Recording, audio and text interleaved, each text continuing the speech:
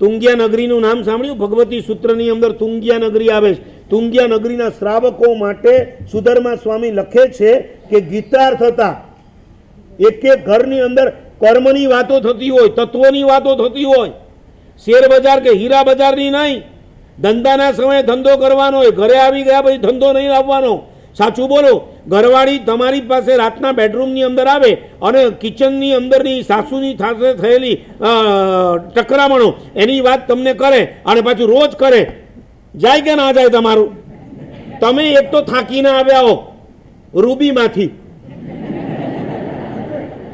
અને તમે પહોંચો ને ઓલી સીધી આ જ વાત શરૂ કરે એટલે તમે શું કહો કે કિચનની વાત બેડરૂમમાં નહીં લાવવાની, બેડરૂમની વાત કિચનમાં લઈ નહીં છે. એવું તમને કહી દઉં, ઓફિસની વાત ઘરે નહીં લાવવાની, ઘરની વાત ઓફિસે નહીં લાવવાની. તો ધર્મની વાત બધે જ ચાલે. પાછું એમ કે છે ધર્મની વાત અપાશ્રમમાં જ કરવાની, પછી ક્યાંય નહીં. મેં વચ્ચે તમને કીધું તું સંસારની અંદર ધર્મ 24 કલાક ચાલે, ધર્મની અંદર સંસાર 24 સેકન્ડ ના ચાલે. તમે કેટલા લાભથી વંચિત રહી જાઓ. શું થાય? શું ખુલ્લું રાખો તો કમલેશભાઈ જાળીને ખોલી નાખ, નહીં બધું ખોલી નાખો. હું વાંધો હું છે હું પણ તમે રાખ્યું જ કઈ સાચું બોલજો. બધું ક્યાં મૂક્યું છે એ મને ખબર ને તમને ખબર છે. હું આમાં શું છે, અનીશભાઈને કહેવાય એમ નથી કે એક દિવસ ખુલ્લું રાખો ને કાંઈક થાય તો પાછું નામ મારું આવે મારે. હવે આ બધું ગયું શું કરવાનું મારે? ભગવાનના પ્રભાવને તમે સમજ્યા નથી. પ્રભાવ સુધી પહોંચવા માટે તમારે 3 સ્ટેપને ઓવરટેક કરવા પડે. નંબર 1 પૈસો, નંબર 2 પુણ્ય અને નંબર 3 પુરુષાર્થ. ઓવરટેકનો મતલબ એ નથી કે એને છોડી દેવાના. હું એ સમજુ પૈસા વગર નથી જ ચાલવાનું, અને પૈસો જોઈએ તો પુણ્ય હશે તો જ પૈસો આવે. પુણ્ય જોઈશે, અને પુણ્ય શેનાથી બંધાય? ધર્મના પુરુષાર્થથી જ બંધાય. ચીજ ત્રણેયની જરૂરી છે. છતાં માર્ક આપવા હોય તો કોને આપવાના રહેશે? પ્રભાવ.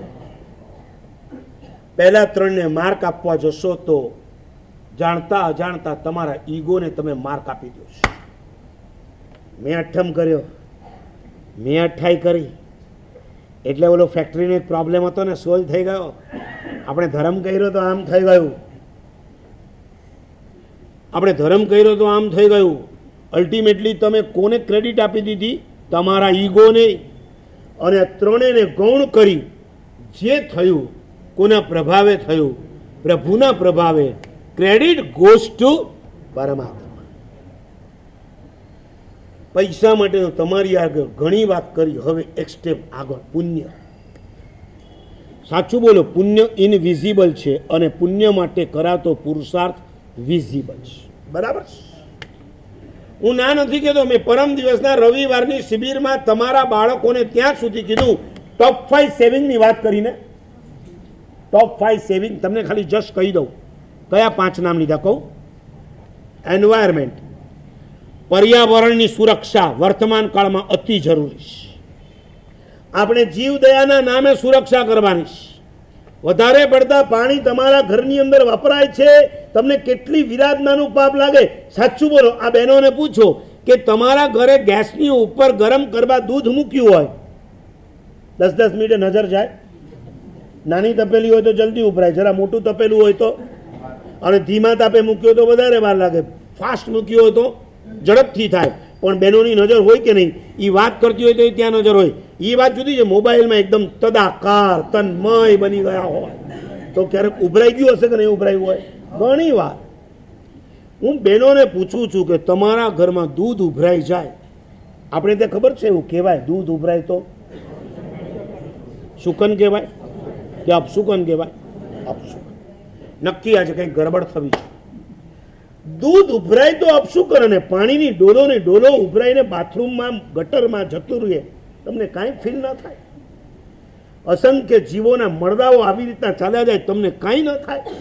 હું ભાઈઓને કહું છું, બેડરૂમની અંદર ગયા, ફટાક દઈને એસી ચાલુ કર્યું, પાછા તમે બહાર નીકળી ગયા, કલાક સુધી તમે બેડરૂમની અંદર નથી જવાના. તમને વિચાર આવ્યો વગર મફતનું એસી બળી રહ્યું છે? હા આવે ખરો. ક્યારે આવે?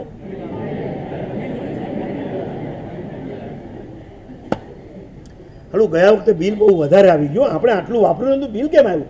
આવે જ ને, તમે બસ ચાલુ કરી કરીને રવાના. હરામ છે કોઈ ઘર એવું હોય કે જેના ઘરમાં વગર કારણે પંખા ચાલતા નહીં હોય. ચાલુ હોવ કે ના હોય, ચાલુ. બિલ આવે માટે દિલ ઘણીવાર બાળ્યું છે, પણ વગર કારણે આ જીવોની વિરાધના થાય છે એ માટે દિલ ક્યારે બાળ્યું છે? મારી એ વાત છે, વગર કારણે તમારા ઘરની અંદર થતી વિરાધના એટલું તો બંધ કરાય કે ના કરાય?